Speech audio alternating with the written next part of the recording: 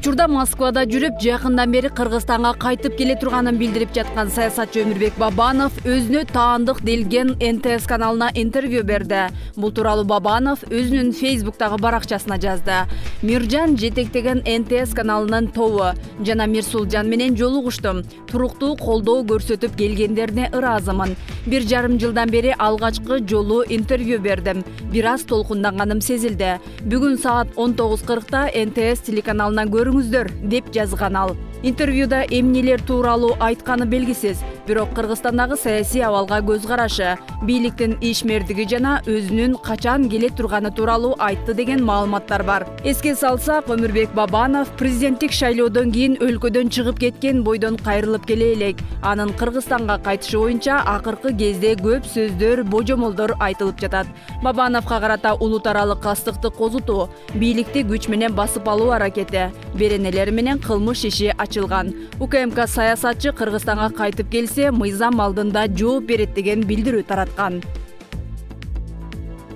Каракөлдүк 3 жигит Бишкектен Баткенге жол алган жүргүнчүлөрдү тапанча менен коркутуп, акчасын тартып алган. Шектүүлөрдүн бири 18ге чыга элек өспүрүм. Ички иштер министрлиги билдиргенде, 7 апрелде Баткендик 28 жаштагы тургун Каракөл милициясына кайрылган. Арыздануучу Subaru үлгүсүндөгү автоунаасы алардын жолун тосуп, белгисиз балдар айдоочуну жана жүргүнчүлөрдү тапанча менен коркутуп, күч колдонуп, акчаларын тартып алганын айткан. Жабырлануучулар Бишкектен Баткенге баратышкан. Карактагандарга жалпы 2000 сомун алдырышкан. Милиция шектүүлөрдү кармады. Алар Каракөлдүн 22, 21 жана 17 жаштагы тургундары болуп чыкты. Булардын машинасын тинтүүгө алганда оюнчук тапанча, бир нече бычак, акча жана документтер табылган. Факты боюнча каракчылык беренеси менен кылмыш иши козголду. Шектүүлөрдүн дагы башка кылмыштарга тиешеси бар жогу текшерилип жатат деп айтылат маалыматта.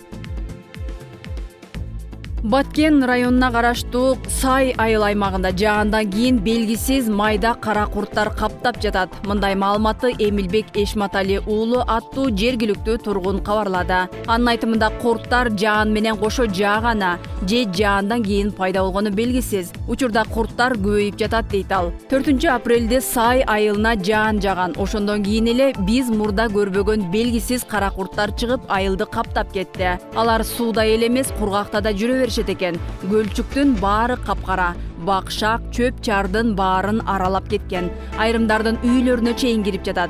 Улуу кишилерден сурасак, буга чейин мындайды көргөн эмеспиз дешет. Айдоо себеби учурунда капыстан каптаган белгисиз курттан кооптонуп жатабыз. Атайын адистер келип, курттун кайдан пайда болгонун аныктап, дар-дармек чачып беришсе жакшы болот эле. Өрүк гүлдөп, эккен тиккен жер жемиштерибиз өнүп калды дейт Эшматали уулу. Тургун кошумчалагандай, кадимки дуз жана башка зыянкечтерден арылуучу дарыларды сээп жаткандар менен бул курттар өлбөй жатат. UFC чемпиону Валентина Шевченконы Ош эл аралык аэропортунда салтанаттуу түрдө тосуп алышты, деп билдирди аймактык кабарчы. Учак эртең мененки саат 8:30 Ош эл аралык аэропортуна конгон. Шевченко менен бирге анын машыктыруучусу жана апасы келди. Аларды Ош шаардык спорт комитетинин төрагасы Кылыч Саркарбаев, Ош тазалык ишканасынын башчысы Нурбек Исмаилов тосуп алышты. Андан соң аларды аэропорттун VIP бөлмөсүндө Ош шаарынын мэри Таалайбек Сарыбашев, өкмөттүн Оштогу өкүлү Узарбек Жылкыбаев тосуп, спортчуга белектерди тапшырып, кыргыз оймосу түшүрүлгөн чапан кийгизип жоолук салышты. Шевченко Ош шаарына 18 жыл мурун келген деген. Бул шаардан көп мыкты спортчулар чыкканын белгилеп, аны жылуу тосуп алгандарга ыраазычылыгын билдирди. Андан кийин конокторду атайын кортеж менен Ош шаарына алып кетишти.